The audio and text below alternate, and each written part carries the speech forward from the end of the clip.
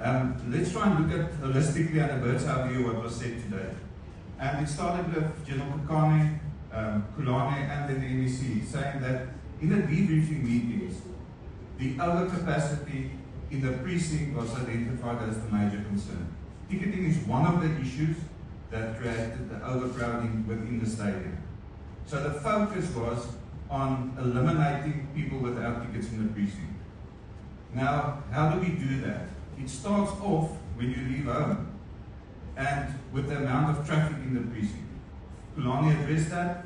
For the first time ever, there's an event exclusion zone, a vehicle exclusion zone. You need to have a parking ticket. You buy that for 50 rand on the ticketing platform. Without that, you're going to be redirected away from the venue. Why? We've got limited parking bays inside the precinct, and with the previous derby, there was about 5,000 vehicles more than the available capacity.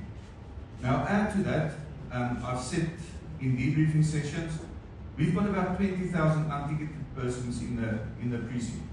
We need to get rid of that. So the general touch on the measures, you need to have a parking ticket. There's 8,000 available. How do we get the other people there?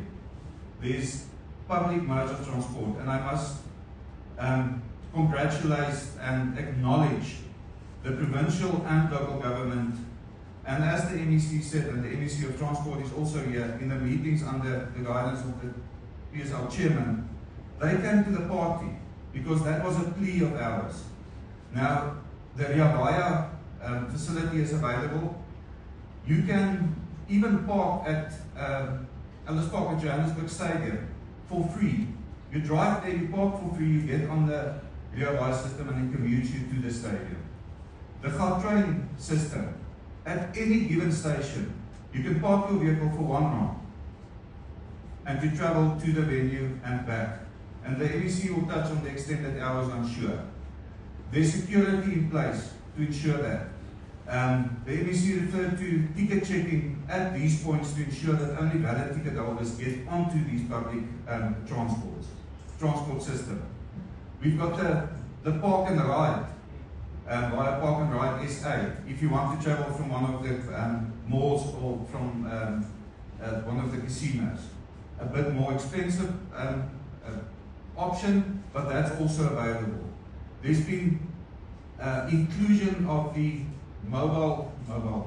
public taxi system into the transport plan. So there's ample public transport options available. We plead with the people and the spectators to make use of them. Now you get to the stadium. There's going to be a 3-layer access system. One, a physical visual check to see if you've got a ticket in your hand. That visual check can't determine whether it's a valid ticket or not. So there's going to be some people slipping through there.